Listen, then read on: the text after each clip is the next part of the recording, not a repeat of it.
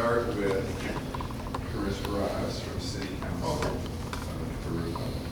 And what I would really like you to start with is give us sort of a high-level context of how this project came about and impacted your community, and how this has morphed into not just your community, but it's now got the attention of Riverside, because most of us are hearing about this for the first time, and some of us have known about it, but now it seems like it's crunch time, and people are, they've got some concerns. And so tell us a little bit about your experience with how this started out and what it's morphed into, and we'll take it from there. We've got some pictures that Dvonne will be able to show us online.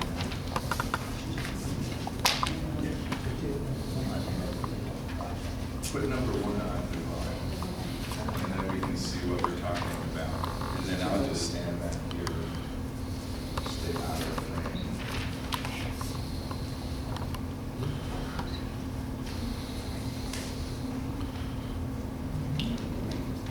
Whoa.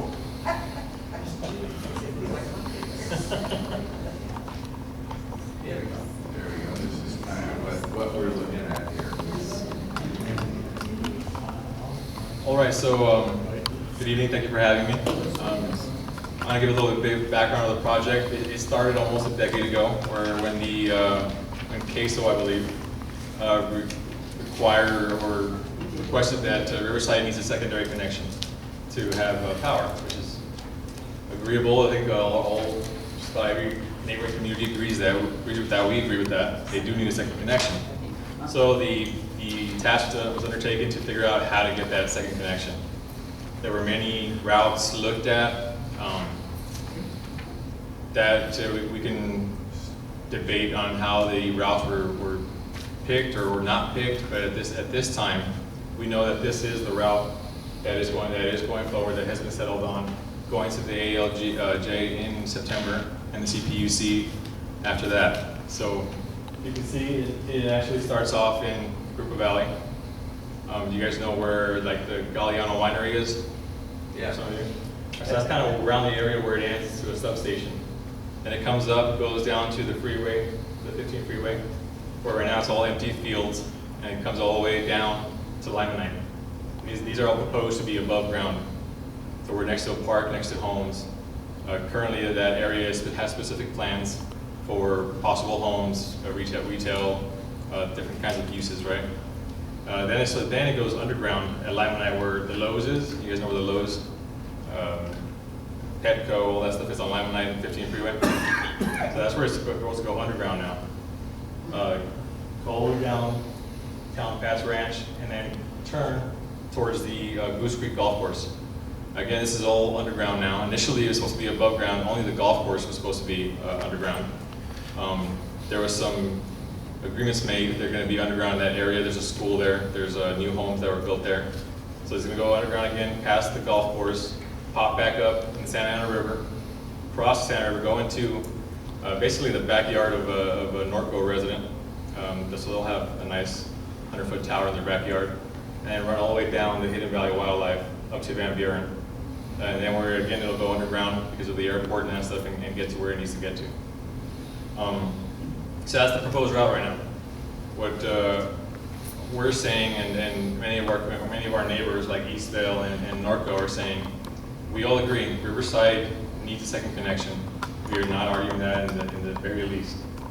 What we are asking is that it be all underground. The subsequent EIR has stated from the ALG, that's the administrative law judge, that the superior alternative is underground in Jurupa Valley. So they have to show why they can't. And a lot of the talk is about cost. So what we did is we went out and got the cost from CASO, the California Independent System Operators. And they have estimated, and these are the ones that set the cost of ratepayers and what everyone's going to pay. They have stated that your average ratepayer in Riverside will pay about 1.04 to 1.07% a year.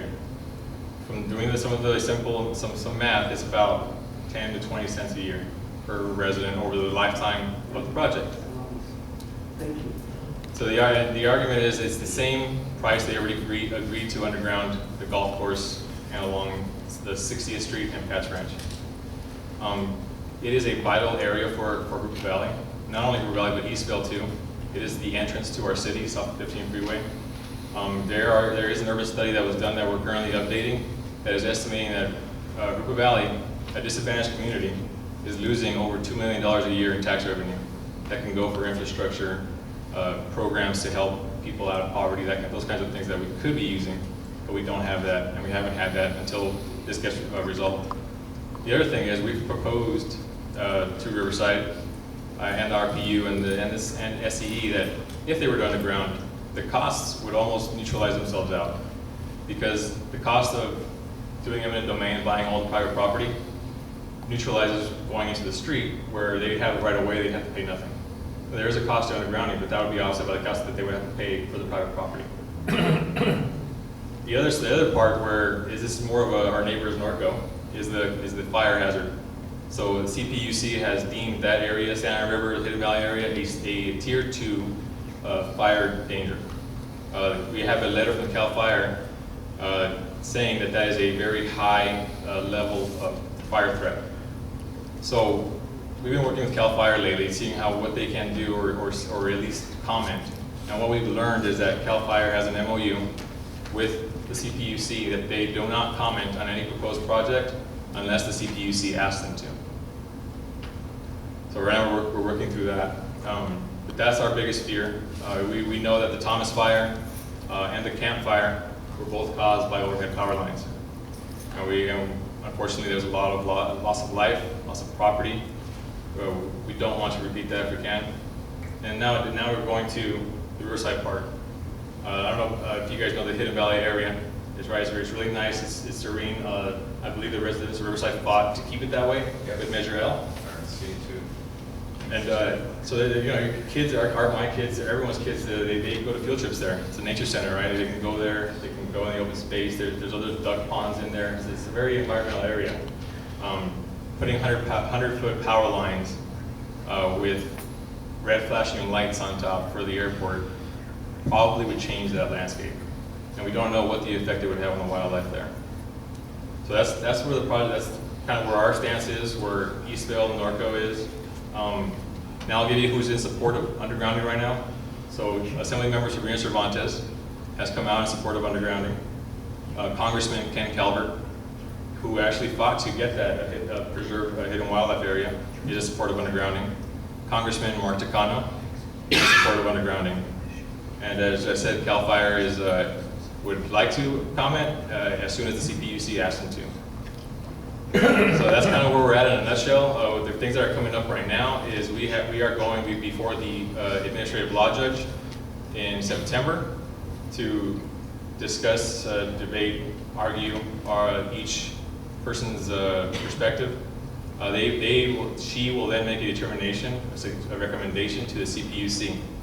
The CPUC will then decide, we're guessing around January, what the actual ruling will be. So that's where we're at, kind of a brief, quick summary of everything that's happened over the many years, and it is coming to a head, so there's a lot more activity.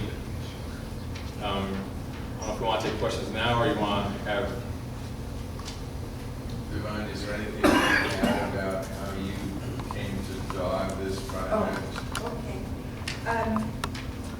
So, like most City of Riverside residents, I really don't know all the particulars of the project, but I became aware of this when Sharon Matea, who has a group out in La Sierra, had brought to my attention that apparently there was a petition on the city website by the city asking Riversiders to support not undergrounding, and they said we couldn't afford it.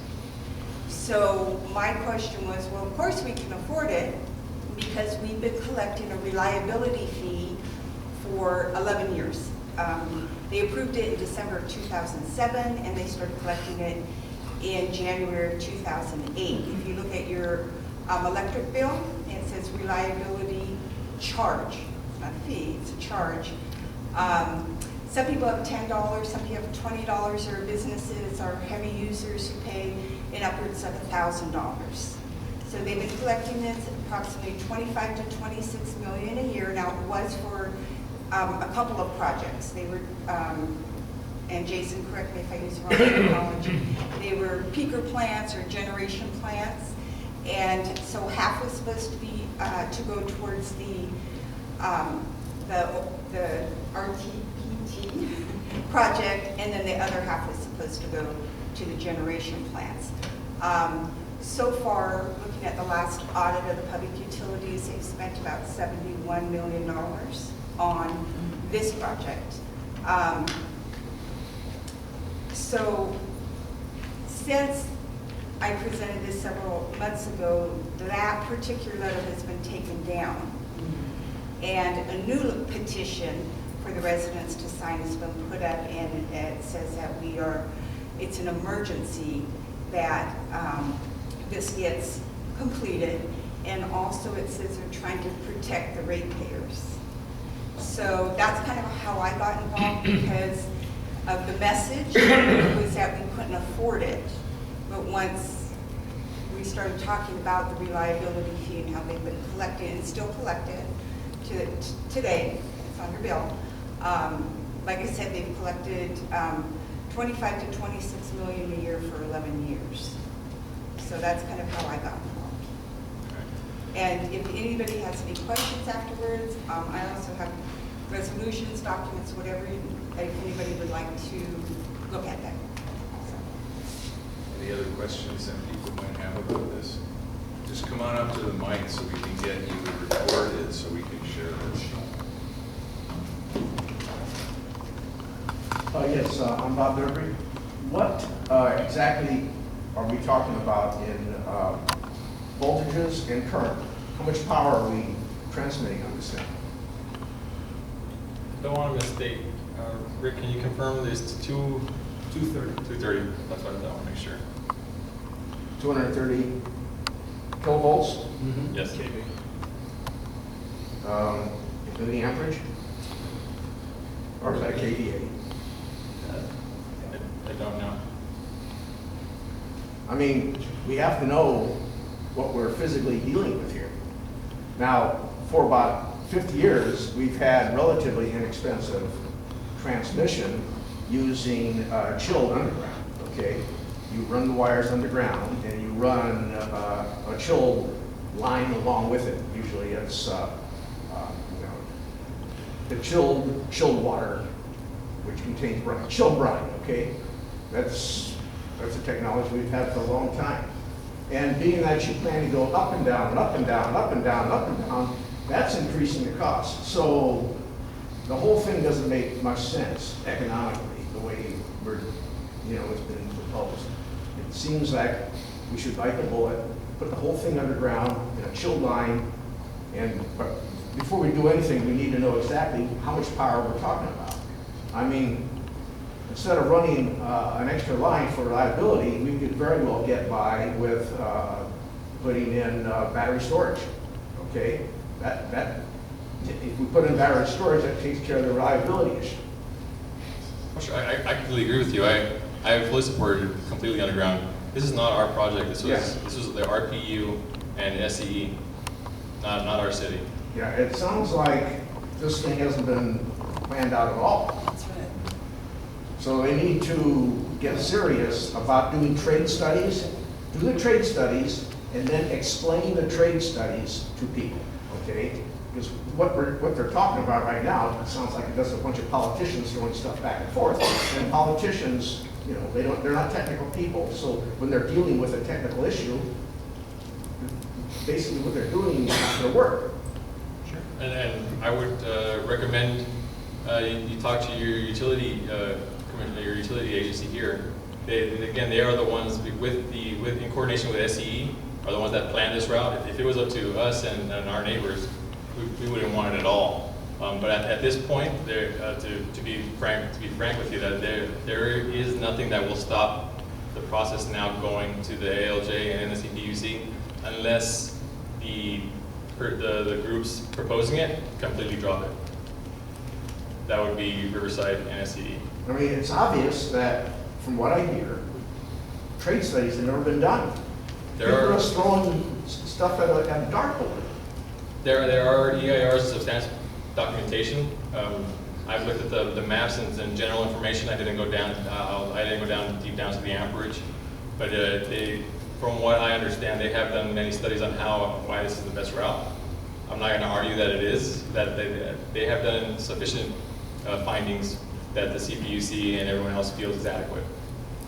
And I'm not saying it is right. I'm saying it's gotten to this point. I'm assuming that it passed everything else that it had to.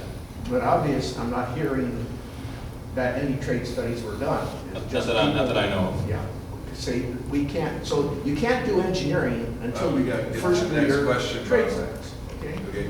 Thanks. So that's what they need to do. I was just going to mention that there's a lot of information on the RPU website that Okay. might better answer some of your questions. Okay, thank you. Who's had a question? Jason, did you have a question back there? Somebody had their hand up? Yeah, go ahead. And then Nat, go ahead.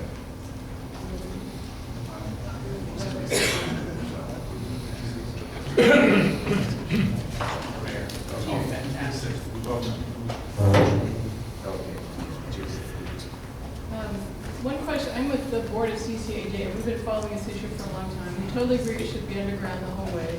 But one question that we haven't been given an answer to, is this line going to be live all the time or only as needed? And Nana, would you say that again, please? I didn't hear it at all. Is the line going to be active all the time or only as needed? Yes, Yes to which? Yes, it's active all the time? yes, it will be. Okay. It will be active. There are times when SE may, if they do, so if part of it does go overhead, they will have the power or administrative power to turn it off to mitigate fire threats. It's supposed to be a reliability charge, but it can also go the other way. So it can be used for other purposes. And obviously, the RPU and SC is not going to prefer the underground route unless they're given that order by the CPUC. So how can we as individuals pressure the CPUC to make this go underground the whole route? We can definitely write letters to them directly. As I mentioned, Congressman Calvert and Tacano have already supported Assembly Cervantes. Senator Roth has not yet. Our County Supervisor Spiegel has not yet fully supported undergrounding. So there are two elected that we can talk to still. Okay, thank you.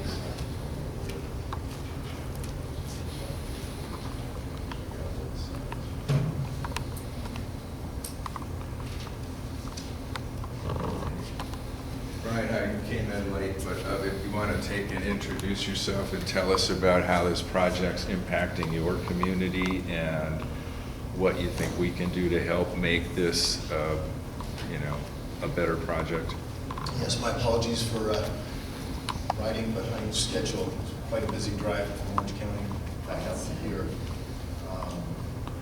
So I'm the mayor this year for the city of Jurupa Valley. Been on the council, this is my 5th year. This project that has been going on for over a decade has been met with resistance from our residents the whole time. In the beginning, it was theorized that this was a ploy by RPU to sell electricity outbound. It was then corrected to refer to the fact that I apologize for the acronym, it's CAISO. Under their direction, the secondary line needed to be installed. So RPU and Edison came up with this route at some point way many years ago, without consideration, in essence, for their neighbors, us. We are their neighbors. We border each other. Okay. And when they actually proposed this many years ago, there was not nearly as much development that had been done within our city. I mean, residential home communities, businesses, and things that have grown over the last decade. So if you look at it today versus then, we have a whole lot more residents now that are living in that area that will be affected by this. It in essence destroys the entire 15 corridors frontage, which is the primary location for businesses, entertainment facilities, hotels. There's several hotel chains that have been interested in the 15. 15 in Limonite is a huge interchange area for future development. You know, we as council members go to a convention in Las Vegas once a year. It's the International Shopping Center Association's big, huge gala, which has thousands of vendors there, hotel chains, food, restaurants, you name it, anything that we would try to attract to a city, those people are there. And over the years, we've seen continued interest along the 15 corridor, now even stronger than ever. Now that the Ontario Airport is in not LA's airport hands any longer, that's starting to grow. The Silver Lakes sports complex in Norco is also growing and demanding there's more traffic coming into the communities because of that. There's Riverside Convention Center, of course, has ongoing events throughout the year. There's quite a need to have these kinds of establishments. And it's not that we want to have these establishments just for revenue, because that is the last thing on my mind ever. I want to have good things that the residents are looking for, and certainly having 100-foot towers with 8 or 10, 12, however many lines that they put on those things, looping and dragging, the views are gone, the aesthetics are gone. As a quick example, Assemblywoman Cervantes was able to get an $18 million grant for our Parks District, Jurupa Valley Parks District. They're going to build a huge community center out of a park that sits right off the 15 freeway now.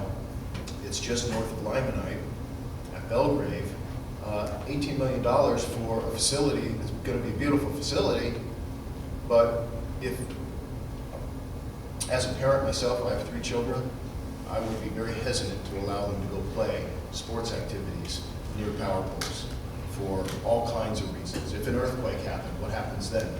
Those lines still alive coming down, storms, EMF, which people refer to, but it's not considered in the whole debate that the CPUC is looking at. But these are things that as a parent, as a person, as a resident, we look at these things and support our residents in their desire to, either eliminate this project entirely, or at least don't destroy our city and our residents.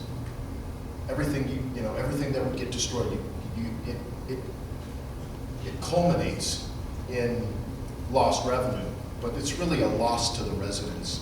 Their ability to use that corridor, the beautiful views that we currently have. It's called Jurupa Valley for a reason.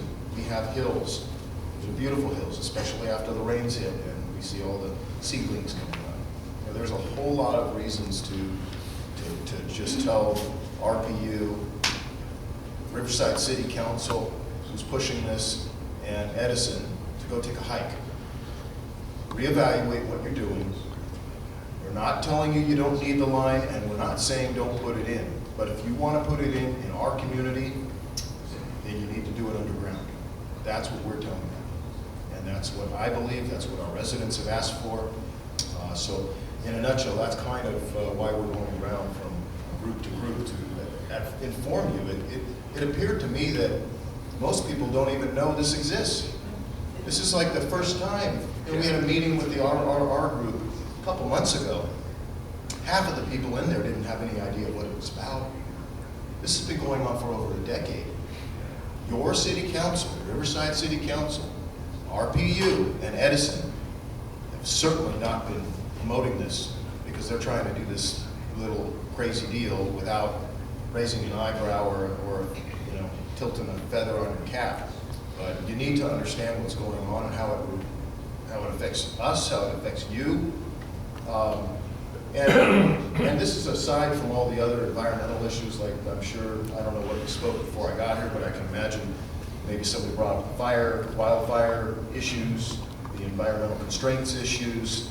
The list goes on and on and on. What can we do? What can we have you do? It's getting in the face of your local elected officials, let them know what you feel, how you feel, because at the end of the day, the only power any of us have as residents is when we vote. We can complain, we can gripe, we can stand up, but at the end of the day, if you don't like what I'm doing, you're not gonna vote for me, and you're gonna tell your friends not to do that. If you like what I'm doing, hopefully it's the opposite. But this is your only real revenue, or real course of action, is to get in front of your elected officials, let them know what they're doing to their neighbors, what they're doing. You know, it's not as if people from Riverside don't come into our city. Absolutely, they do all the time. In Mission, over the bridge, we see traffic coming in a lot. People coming in to get an In-N-Out burger over off of Van Buren. There's a lot of people that do come into the city for various reasons, whatever they are. And this would affect you as well. So that's kind of where we're going with this, and we're here to answer questions, because again, as we recognize, most people haven't even heard of this or know what's really going on. So whatever I can do to provide information that we know of, we will pass that along to you tonight. So that's kind of how I fit into this picture, and hopefully that gives you a little brief, maybe a little too long of a brief explanation, but nonetheless. Susan, your timing was perfect. If you just want to take off from where Rick just left about how you came into this mess and the concerns that you see we should be aware of. Okay, sorry. I first became aware of this when I was actually working at the city of Jurupa Valley. I was the deputy director of admin services. And I moved into Norco, and I realized that these power lines were going to destroy our living. And so I started doing seminars to the Norco Horsemen's Association and to rural and all the different organizations in Norco supporting undergrounding these power lines. One of the reasons is I also have horses. And there's a lot of horseback riding in Hidden Valley. And in fact, it was the first place my husband ever rode a horse. And we moved to Norco because my husband cannot drive because he's legally blind, but he can ride a horse. So he learned to ride a horse, and the first place we ever rode was Hidden Valley. And we still enjoy going there. We don't want to see the big high voltage power lines along a county park, a regional park, destroy the lifestyle of Norconians for one city, for a reliability project. Additionally, if you live in Norco, you find out when the Santa Ana winds come, they shut your power off. So why is the city of Riverside putting a reliability project in a place where they have to shut the power off when the winds come? It doesn't even make sense. The last thing I looked into was it's a high fire danger place. I've read a lot of studies about cost benefit with the fires in Santa Barbara County and throughout California. Was it Paradise? And they did cost benefit studies. I don't think a cost benefit study should be allowed when it comes to human life. So that's why I'm involved with the high power line and asking the city of Riverside to underground it. Anyone else have questions for the panel? Is any viable option? No, do it to the microphone. We're recording this. So we gotta get it on recording. We're gonna share it with the other neighbors. Has any discussions been conducted about viable alternatives? We can't hear. With the mic. Is there any discussions that have occurred with respect to viable options with laying the power lines, other than Santa Ana River viewshed that you've advanced? And it boils down to why would they even select that area, which is a pristine, the last of the pristine, undeveloped areas. Do you know if it's Riverside, or any discussions, or is Candy know about it? I'll take a stab at this one. Riverside, City of Riverside and RTU have not provided anything information-wise to us as to why that was their selected route. There were a few other routes that were selected, but they dwindled it down to this route. And that's what they submitted their application with way back, a decade ago and whatnot. But to be honest, it's not the best route, as everybody knows, except maybe them. Hopefully we can convince them to reevaluate what they're doing. Thank you. I'd like to add too, one of the routes that was looked at went through Ward 1, I believe, through the Santa, the river bottom, and through Aguamansa to the industrial area. That is one they rejected. We don't know why. That probably, for us, that probably would have been the most feasible one, that would work in an industrial area. Any questions? Go ahead.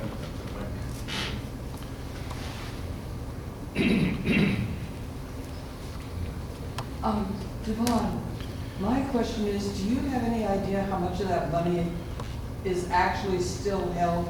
Was that money put in the, what's it called, a reliability account, or? When it's collected, it goes into retail and commercial sales. That's how it's documented in our audits. It is in a designated fund, not a restricted fund. Okay, so that means they can use it for anything they want to? Because you know what you said, it's got to be around $300 million, which Correct. actually these days may not be peanuts for a project like this, but was meant to be. So my curiousness comes from, where the hell's the money now? They do an update on their, basically a audit, kind of a, not a full audit, but an audit of RPU, about every 2 years. And so the last one said that 71 million of the money had been spent on this project. I don't have. So they didn't give us any idea how much it was still there. 71 million might be all she wrote? Could be. Okay, thank you. Go ahead, Bob.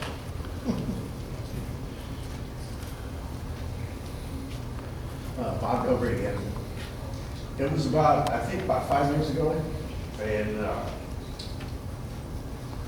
Gunbar. A similar type project was pushed through by politicians. And they built the lines, installed everything, and the citizens brought it to court, and the citizens won, and the whole installation had to be ripped out. So these people are running a big risk of a gun and bar redo. Okay? They're just, it sounds like they're just railroading it through, and that's not how you get things done in California today. Things have to be done in a rational way. This doesn't sound like it's been thought out properly, it's been engineered properly, and they haven't done risk management, okay? They could lose their whole pot of money. They install it, and the judge says, rip it out.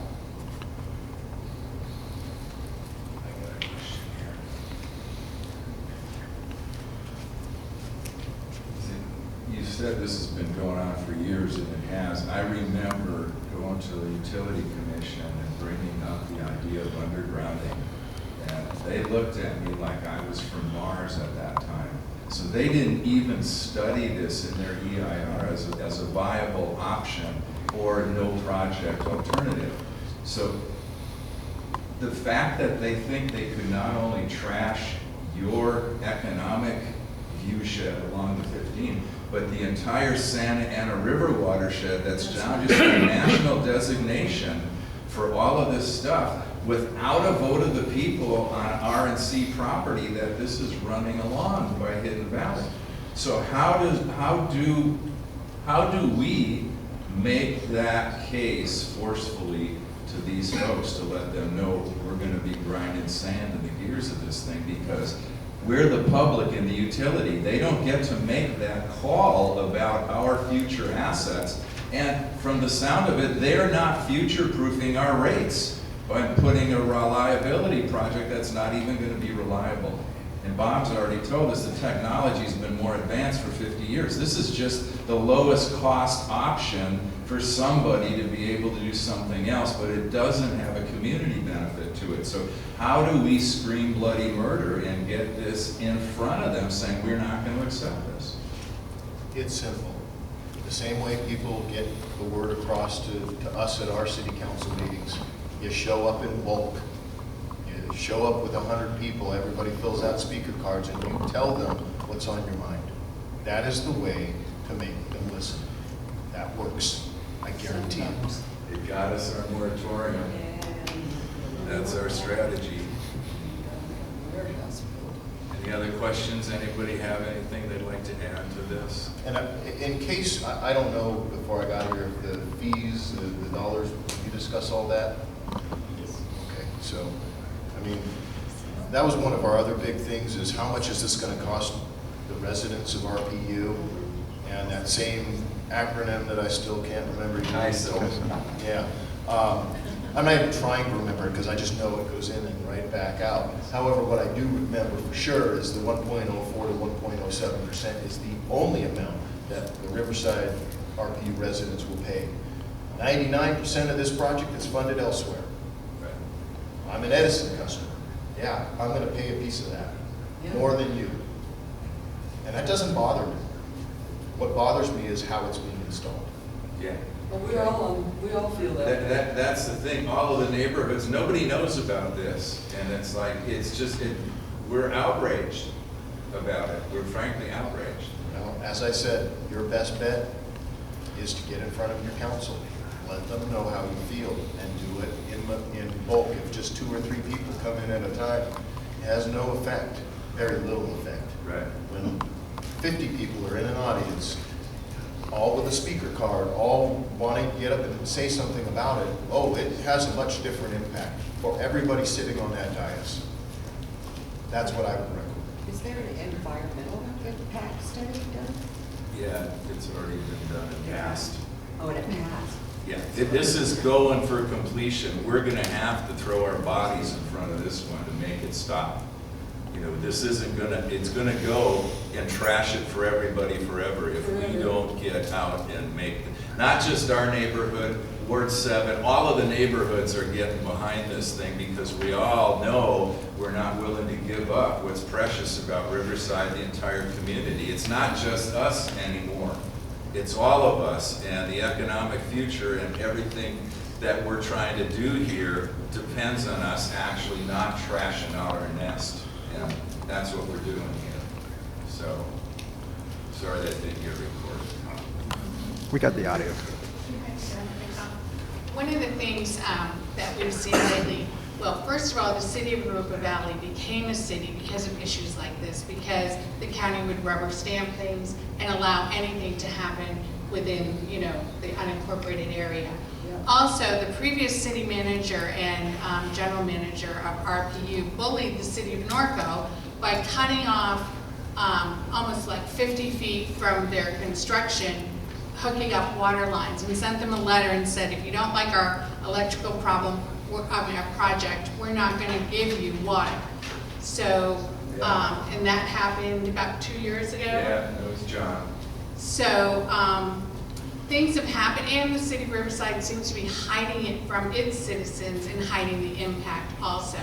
So we've been very vocal over the past 3 or 4 years in the city of Jurupa Valley and the city of Norco to make sure that everybody understands how awful this project is. Right. Dvonne, you want to show some of the pictures that you've got on that thing besides the map, that you just kind of give people an idea of what we're dealing with here.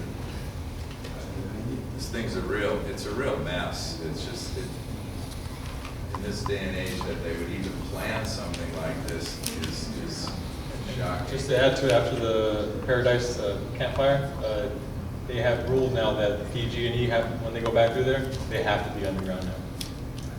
Right. Shut that darn barn door after the cow's gone. Plus, if you ever look at new developments, all the developers have to underground, so why doesn't the city have City to have to. underground? That is a really good question. And the answer is? CPUC.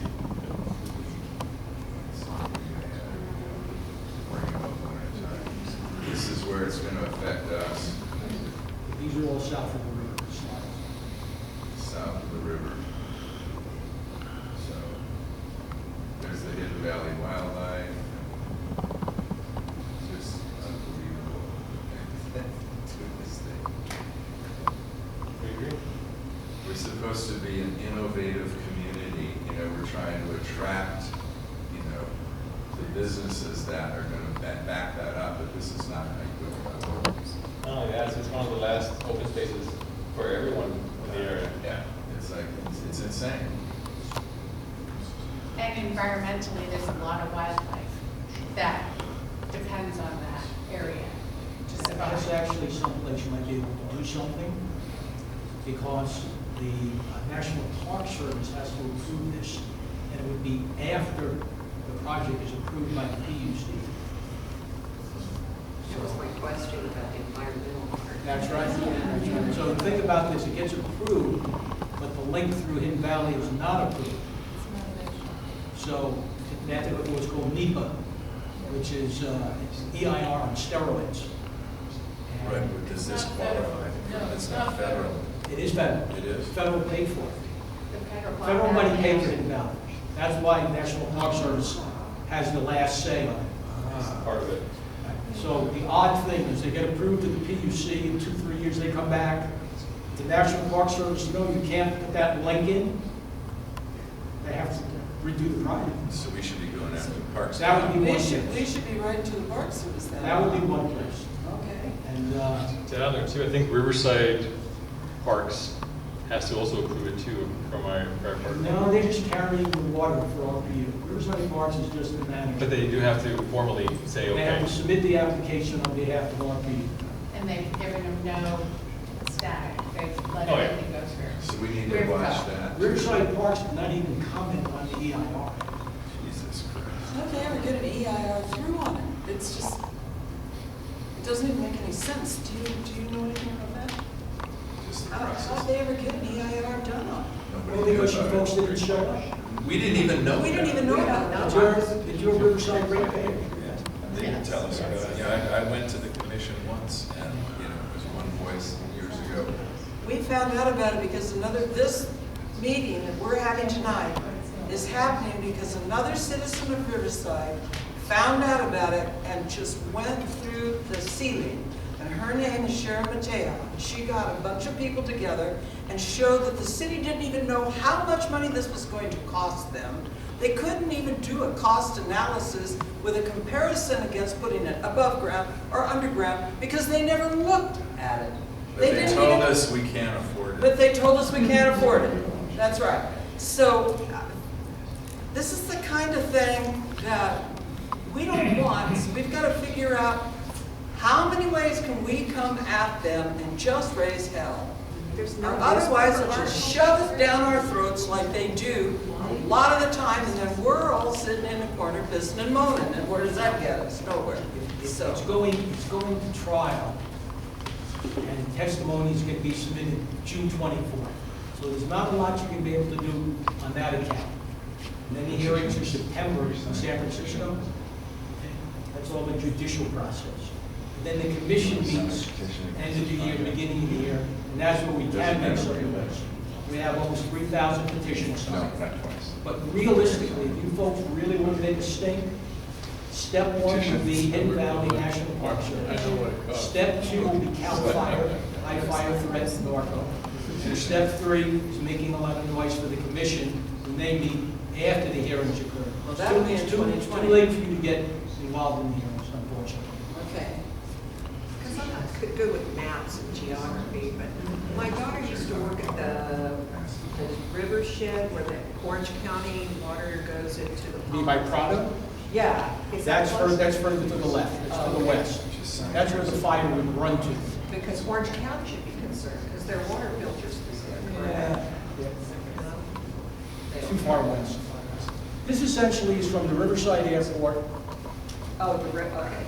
to Norco and then up to the Galliano Winery. This is a 10-mile long extension cord. You can't plug into it. It goes from the Riverside Airport to Galliano Winery with the exclusive use of RPU to transfer power back and forth. That's what this is. It's a giant extension cord.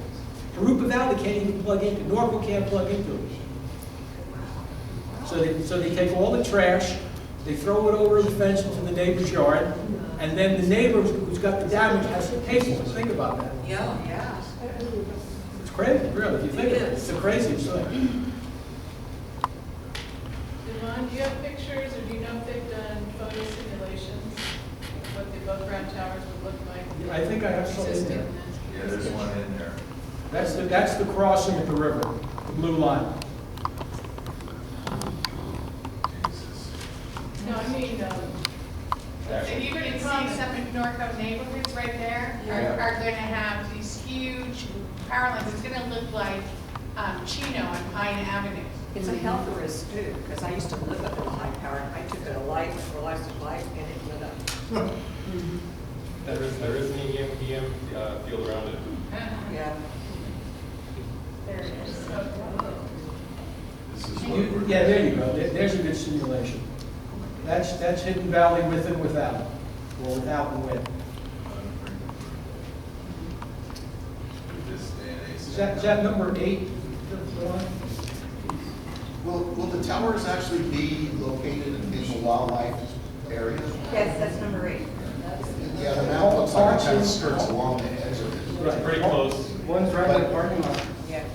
Parts in and parts out. You're absolutely right. I think number 9 is a good one. A good one. Okay. And how has the park served, or have they? That's your commented house. all on Not Riverside Park. That's your house on the top floor, Gave the approval. and that's your house after. The reason I ask that question is I lived in Paris for many years. And then like, so we can record this stuff here.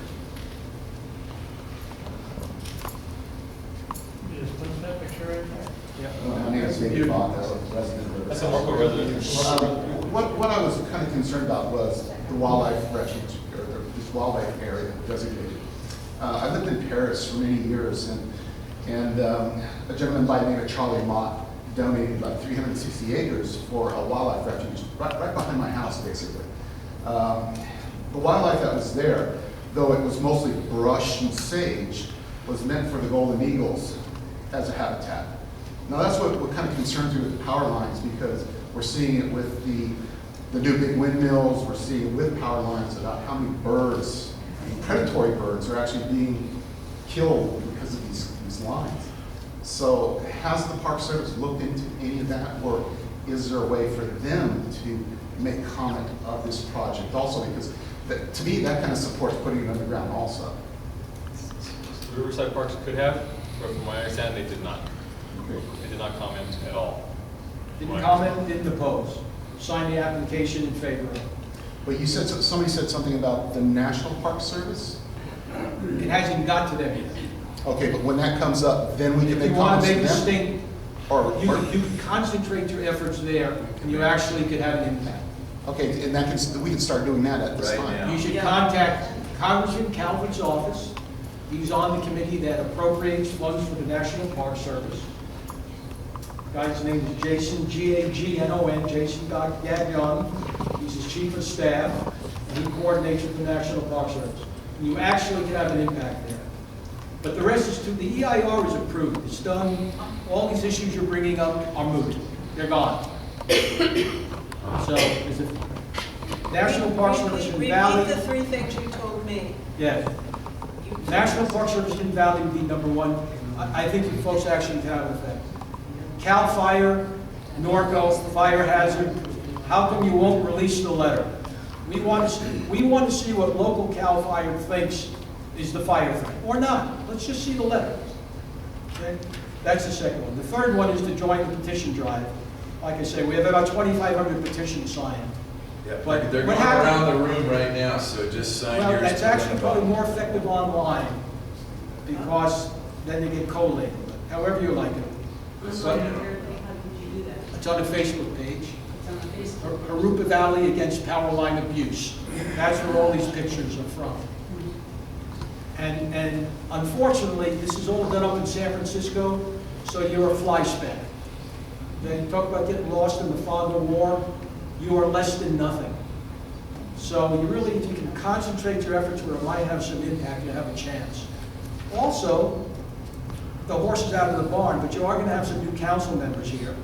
And many of them at least have talked about supporting underground. And it's certainly worth talking to them, and if you agree with their positions, maybe those are the people you want to support. Absolutely. You know, Gardner was the biggest one jumping around on this back and forth and back and forth. And he started out saying cost over the environment.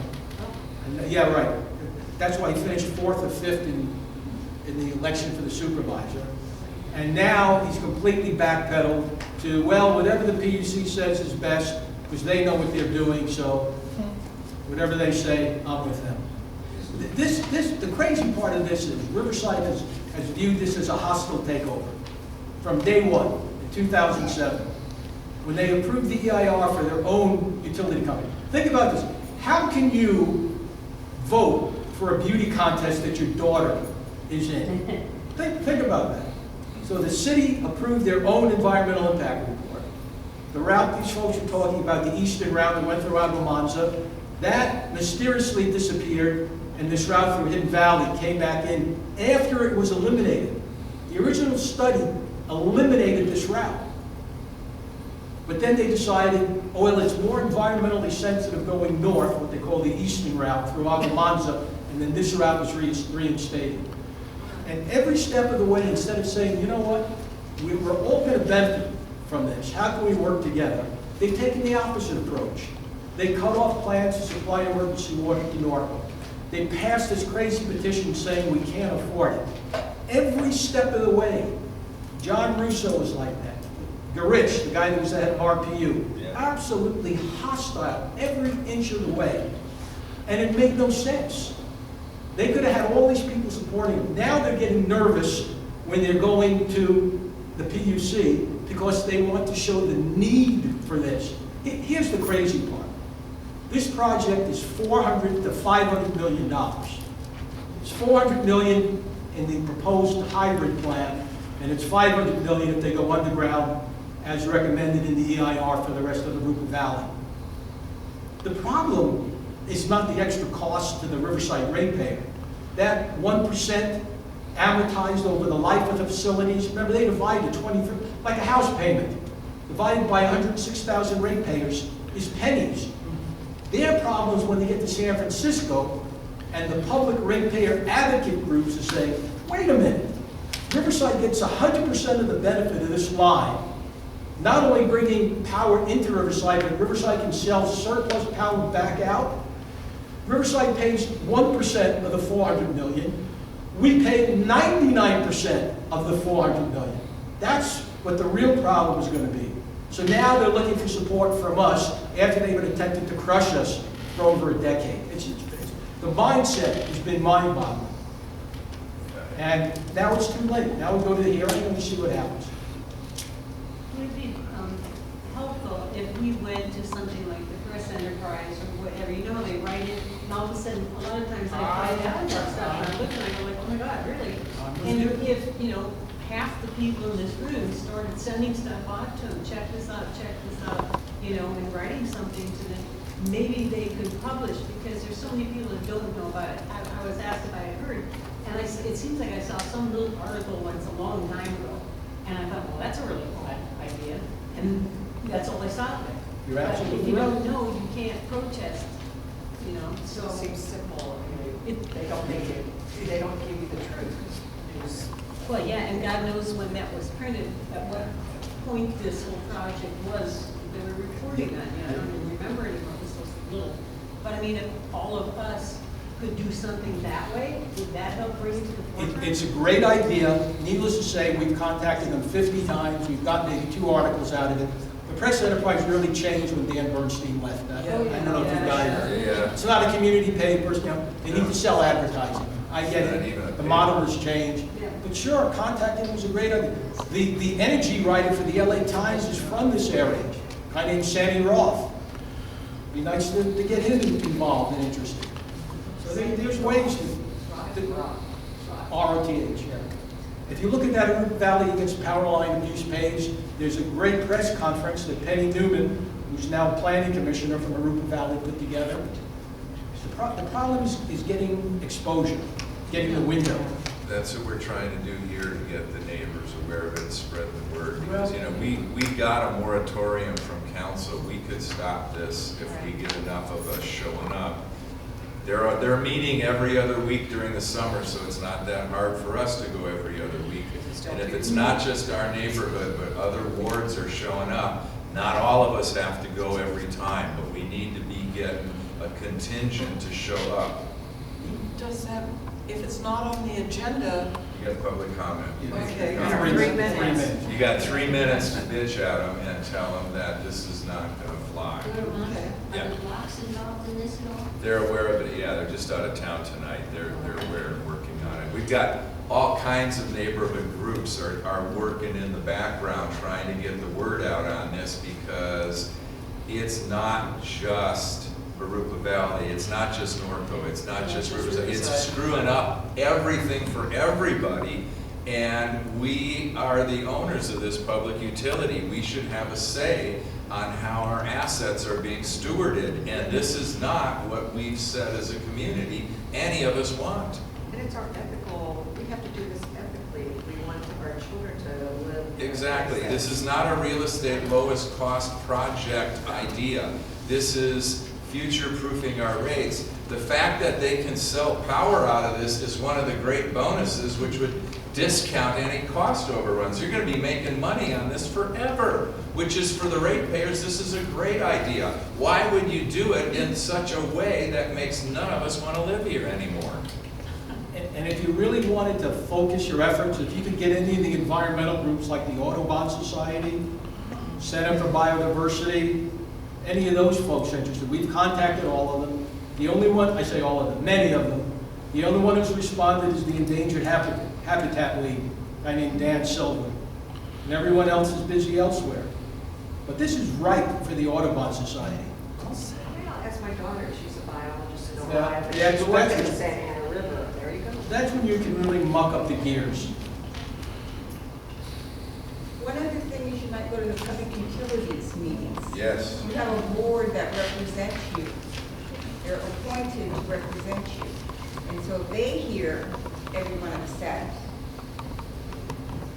But so you folks understand, it's a little bit confusing. Power's for the benefit of Riverside. The rest of the state pays for it through this CAISO mechanism. But Edison is the contractor.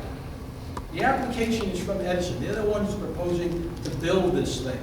And they get 11% on whatever they touch, including litigation, which is pretty nice if you think about that.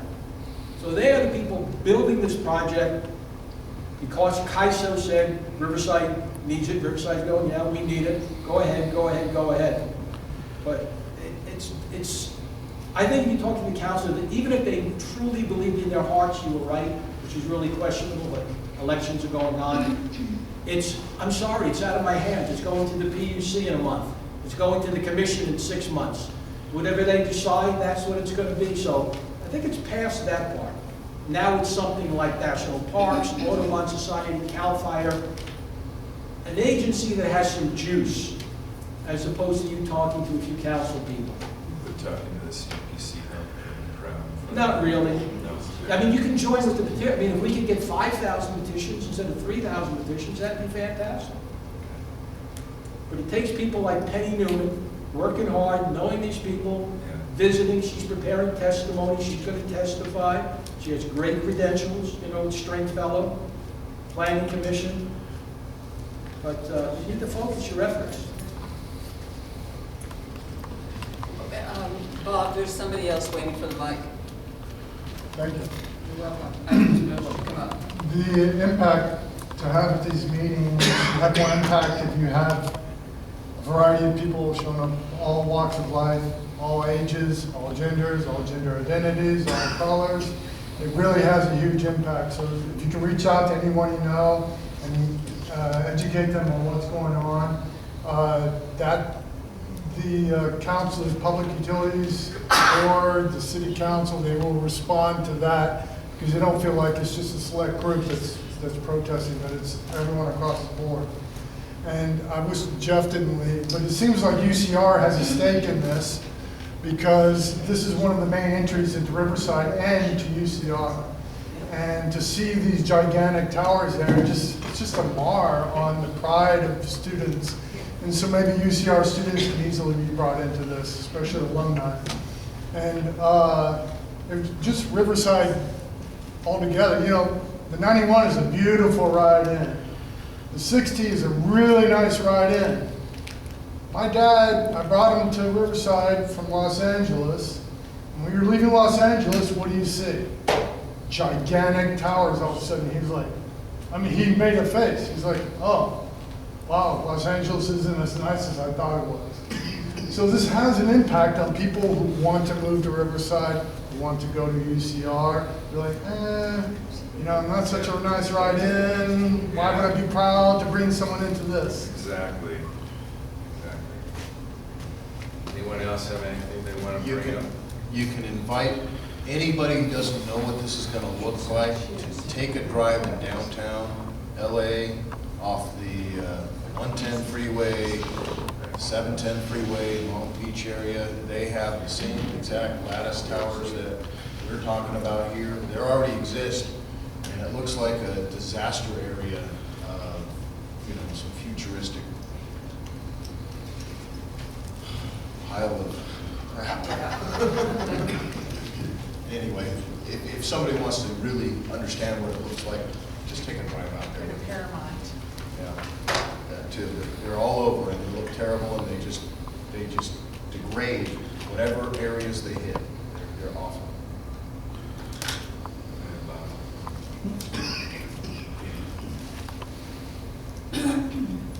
Bob Duggar again. There's an issue that nobody has mentioned, and I have it in a white paper I'm creating, which explains the root cause analysis of all the chaos we have in our society.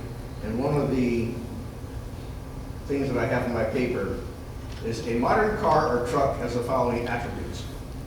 It is fully electric, it is software defined, it is fully connected, it is autonomous, it is shareable. Internal combustion engine, ICE vehicles are now obsolete. Petroleum is reaching the danger point of exhaustion. Carbon dioxide levels in the atmosphere have reached a point that increases must be abated or catastrophic climate change will ensue. Electricity is becoming of far more importance to modern society, because the whole world is going to be transitioning away from internal combustion engine vehicles to fully electric. And it has to happen very fast. So electricity is extremely important in our society. So everything we do with the creation of electricity, the production of it, and its transmission and its distribution has to use modern technologies, modern techniques. We need to reinvent our grids. We need to go to DC-based grids. AC is actually obsolete now, okay? DC is far more safe and far more efficient. We have the technology to do it now. This particular plan we've been discussing is something that was invented in the days before we had this modern technology and before we had these modern issues. They need to completely stop this particular project because it does not sync with the modern needs of society. And we need to completely readdress, re-engineer this thing and do it right. Californians want to live in a beneficent society. They want it to look pretty. They don't want it to look ugly. We live in a post-industrial age. We don't like smokestacks. We don't like ugly power lines. We want everything so that it fits a civilized human way of life.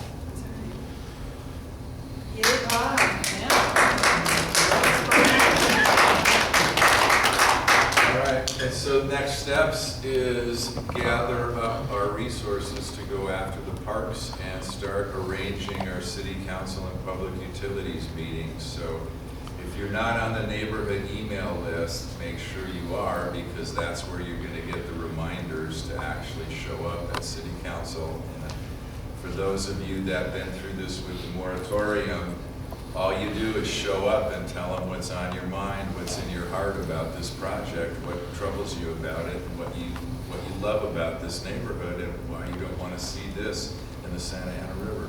And we just keep showing up, and in the meantime, we go after parks and build our allies politically, and we'll coordinate this with the other neighborhood groups. And thanks for our panel for showing up and actually helping us.